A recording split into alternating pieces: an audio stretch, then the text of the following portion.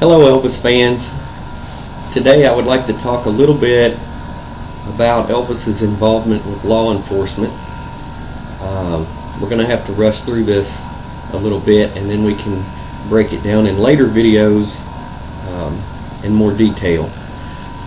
In the 1950s, Elvis created rock and roll music. He became the king of rock and roll. In the 1960s, after he got out of the Army, he was tied up in movie contracts for several years and was basically restricted to doing movie soundtracks. So other bands came along to carry on rock and roll music during that time, and a lot of them got rock and roll music associated with drugs, illegal drugs, and things that Elvis was concerned about.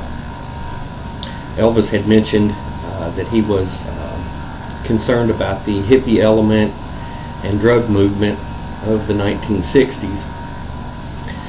So Elvis had always had a passion for law enforcement, and he became a member of several police agencies during the 1960s on city and county levels. In 1970,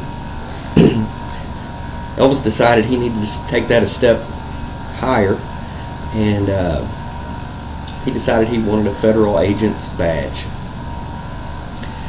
So, in order to realize how important this was to Elvis and how determined he was, keep in mind that Elvis never traveled alone anywhere.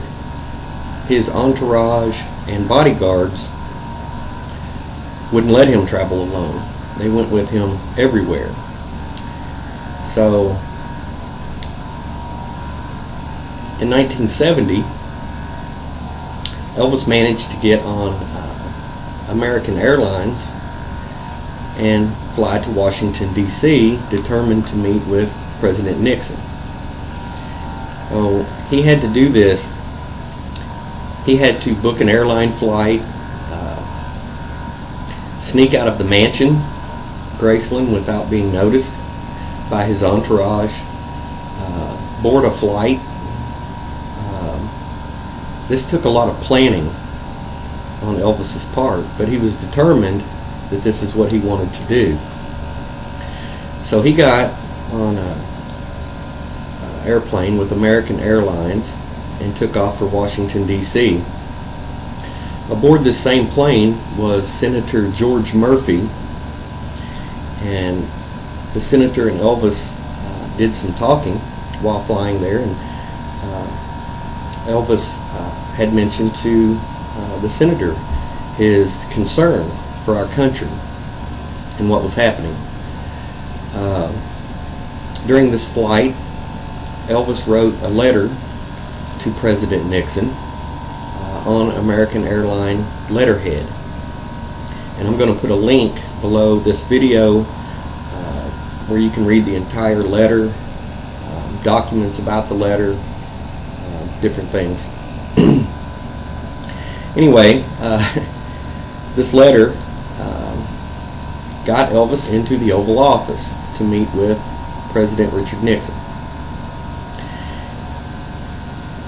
And Elvis stated these same concerns to the president, told him that he thought that people would trust him and that all he needed was the credentials to be a federal agent at large, and that he wanted to keep this a complete secret.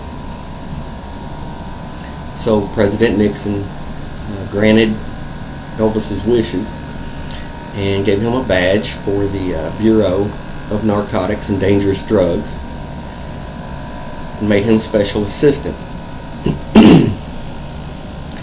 This was kept secret for a couple of years until someone leaked the information to Jack Anderson at the Washington Post, where he printed an article in the Washington Post about Elvis receiving a federal badge. And there will be a link to that also.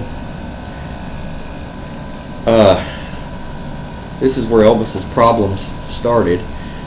People found out that he was an undercover agent.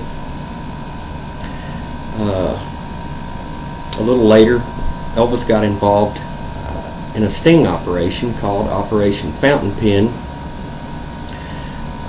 against a group called the Fraternity, and led by Frederick Peter Pro, which was a mafia gang that had been